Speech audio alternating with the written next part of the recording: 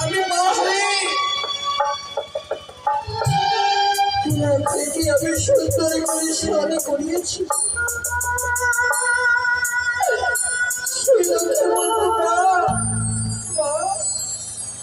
এত সুন্দর ভাবে স্নান করিয়ে কোথাও পাঠান এই কথাই আমি বলতে পারিনি আমার লক্ষ্যকে। সে যাবে বিবাহ করতে উচ্চারে রব কেন বাড়ি বাড়ি করে আমার ছেলেকে মন্দিরের কথা মনে পড়ে যায় গো।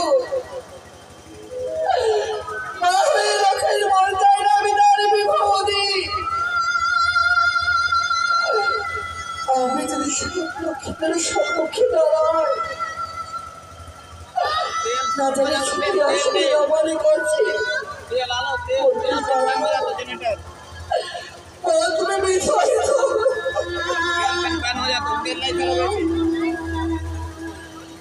আমি যে পারবো না আমি লক্ষ্মীকে বিদায় দিতে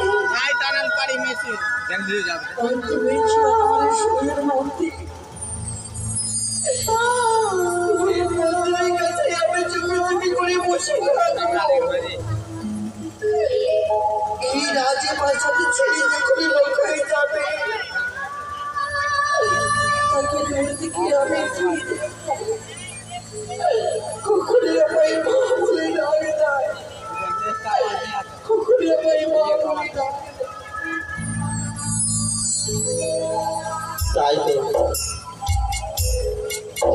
আজকে আমার শুভ বিবাহ শুভ পরিণয় কত যন্ত্রণার প্রজাগণ কতই না আনন্দিত। সকলেই আনন্দে মেতে রয়েছে। আর পিতা আমাকে বলেছে আজকে নিজে হস্তে আমাকে সাজ্জিত করে দিয়েছে আর বলেছে আলো খাই নিজের গর্ভধারী জননীর কাছ থেকে বিদায় নিয়ে আস। তবে জননী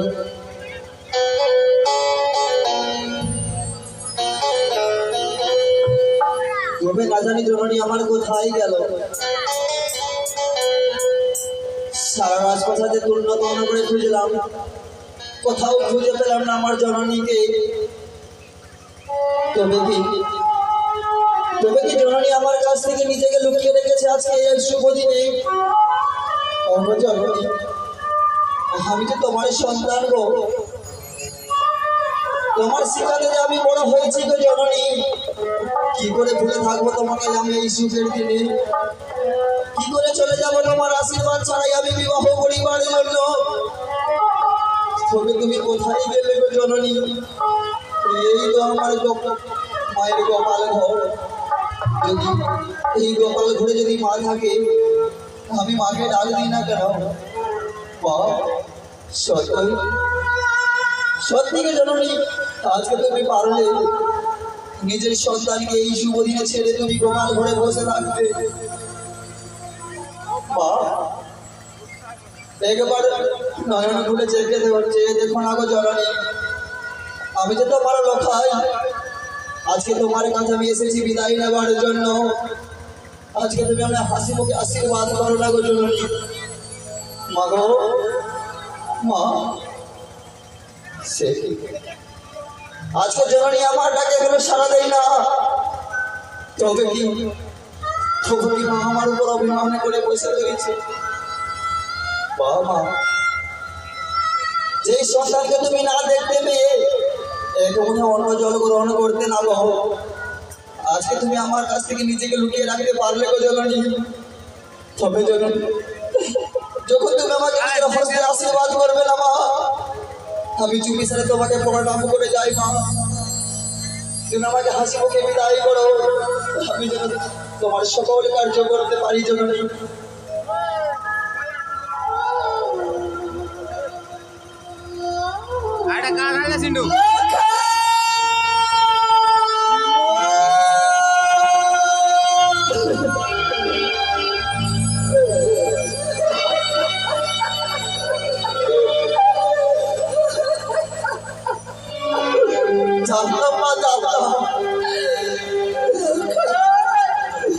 জানতাম জননী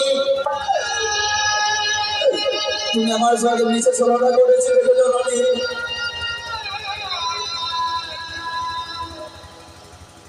মা আজকে অমন করে আমার দিকে কেমন তাকিয়ে রয়েছে গো জননী? বলো মা। এত সুন্দর ভাবে এই সুন্দর ভাবে তোকে কে সাজিয়ে দিয়েছে বলতে পারি? ও আমাকে কে সাজিয়ে দিয়েছে তুমি জানতে চাইছো? তবে জানো জননী আমাকে কে সাজিয়ে দিয়েছি? আমার পিতা গো। আমার পিতা আমাকে দুই হস্তে নিজের দুই হস্তে আমাকে পরিসাজিত করে দিয়েছে। এত সুন্দর সেজে তুই কোথায় যাবি? কোথায় যাব? তুমি কি জানো না জননী আজকে যে আমার শুভ পরিণয় শুভ বিবাহ, আমাকে তো যেতে হবে উজানিনগরে বিবাহ করিবার জন্য। হে মা। মা আজকে এই সুখের দিনে কেন নয়ন বাণী কিছু করো গো জননী? তোমার কিছু হয়েছে গো জননী? বলো না বাবা। আমাকে দুই হস্ত তুলে আশীর্বাদ করো জননী, যেন আমি সকল বাধা বিপত্তি পেরে তোমার জন্য সুন্দর বহমান নিয়ে আসতে পারি গো জননী। হে মা আমাকে বিদায় করো জননী। আজি বিদায় দাও গো।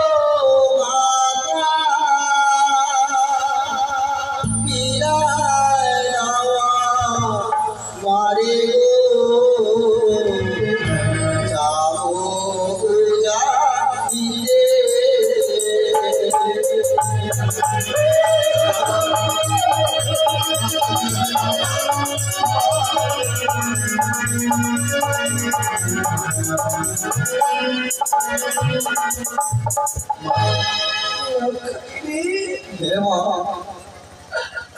আরে তুই আমার কাছে বলো মা তুই তাই চাইতে এসেছিস হে জননী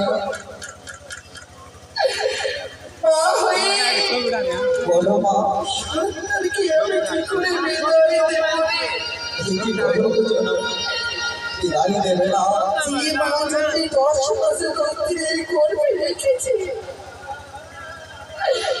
ছোট থেকে লালনে পালনে করে আমি তোকে মানুষ করেছি বাবা।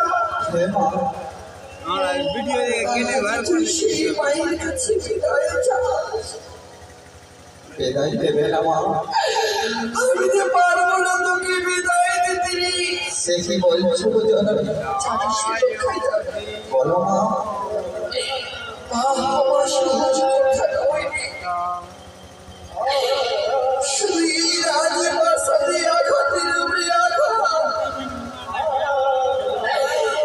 এই হৃদয়ে শুধু আমার আঘাত হয়েছে। কিন্তু থেকে তুই এসেছিস এই আমার কাছে না। হে মা সবই দুঃখ জ্বালায় আমি দূরে সরি। একমাত্র তোমার মুখে দেখি আমি দেখেছি। ওই আমি ভুল করি মা গো দেব বিদায় রে।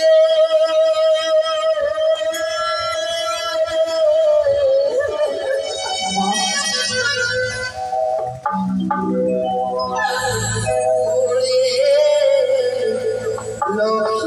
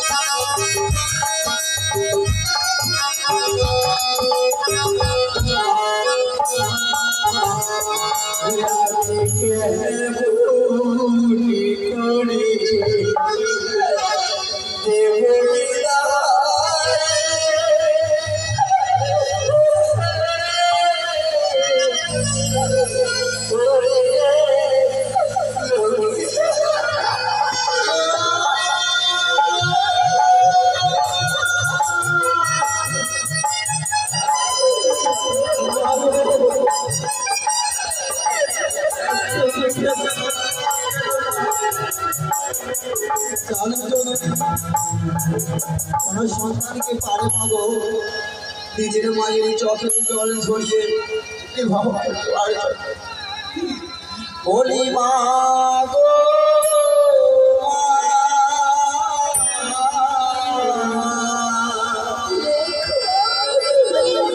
তুমি আর কেনো না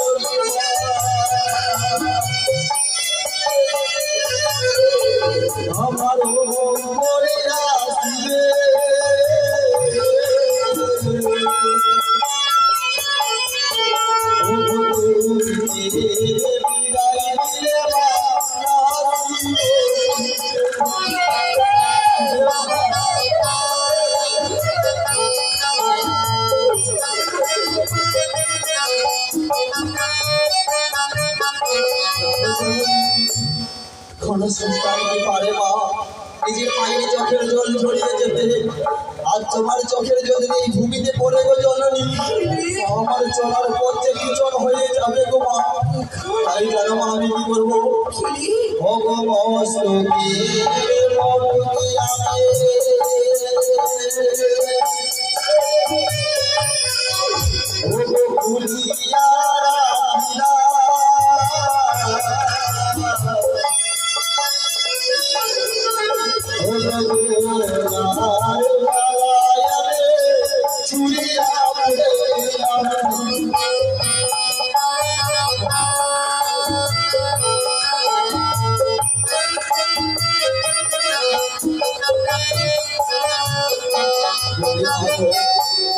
আমি আর যাবো না বিবাহ করিবার জন্য তুমি যেমন ছোটবেলায় আমাকে দুধ মাখা ভাত খাইয়ে দিয়ে ঘুম পাড়িয়ে মাসির গান শুনে আমাকে ঘুম পাড়িয়ে দিবে আজকে আমাকে ঘুম পাড়িয়ে দাও না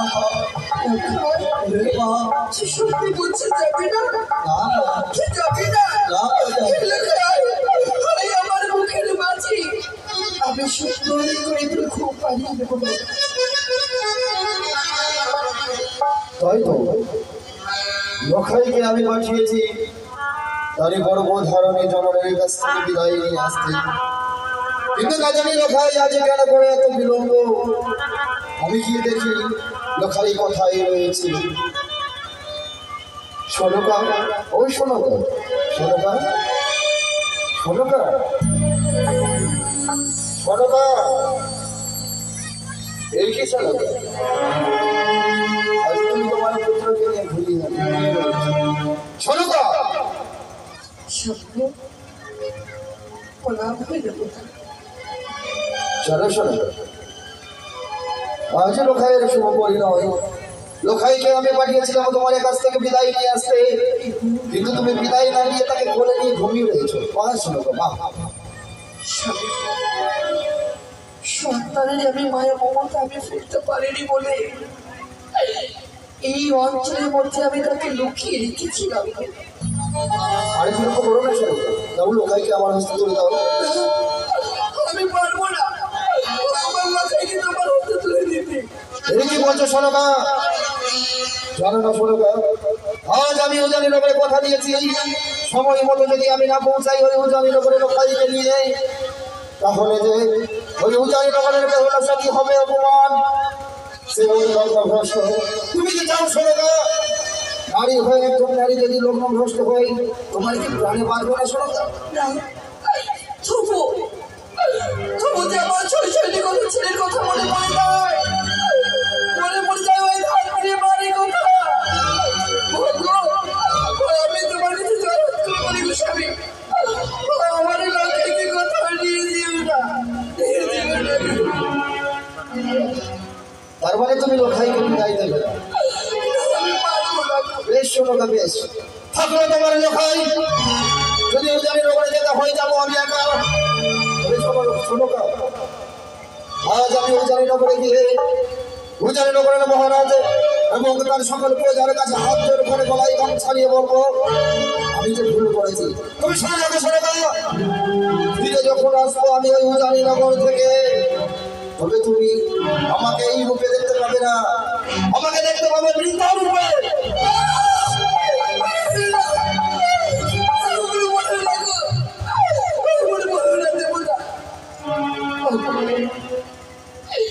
সন্তানের মায়া মমতা দেখে আমি সবাই কিছু ভুলে গেছিলাম। আমি চাইনি আমার সিঁদুরে কখনো অপমান হয়। আমার সিঁদুর লোকাইকে তোমার হাতে তুলে দেবো গো। দেবে শোনো গা, দাও, তুলে দাও লোখাইকে আমার হস্তে। লোকাই, বলো মা। তোমার মালা পরিধান করবো না। মায়েদেরকে সকলকে বলছি মৌলধনী দেবে না।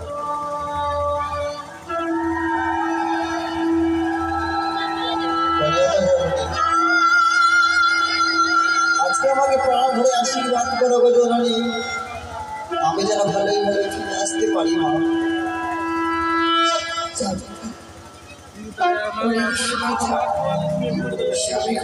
বলো এখনই কি করছো? শোনো গা, এই লোকাইকে নিয়ে যে রয়েছে কি আমি কখনো সরিয়ে দেয়নি ঘুরে বলো। আর সত্য তুমি একটু রাত্রে যখন নিয়ে যাচ্ছ, নিয়ে যাও, তোমায় নিষিদ্ধ করবো না। যেভাবে তোমার হাতে তুলে দিলাম সেভাবে আমার লোকাইকে আমার অঞ্চলে ধরে আমার অঞ্চলে লটিয়ে তুমি কথা দাও। আমি তোমায় কথা দিলাম, শোনো গা, আজ নিশির অবসর হওয়ার পূর্বে আমি লোখাইকে এই উপস্থায় তোমার হস্তে তুলে দেবো।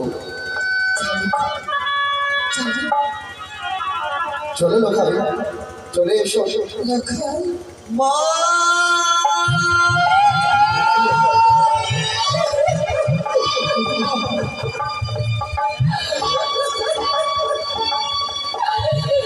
কাঁদে না বাবা, কাঁদে না রে।